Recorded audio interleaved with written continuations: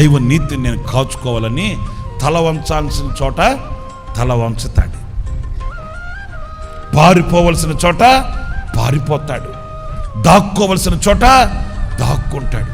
ఎందుకంటే ఆ దైవ నీతిని కాచుకోవడానికి. నేను మీతో ఒక మాట చెప్పాలి.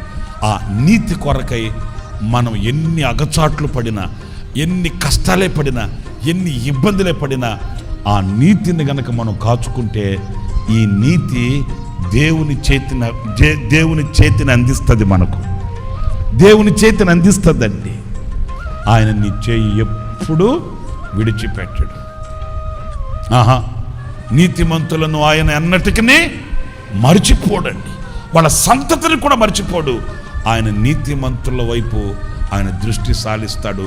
నీతిమంతుని పిల్లలు భిక్షమెత్తుకొనరు, నీతిమంతుని కోరిక భంగము కానేరదు.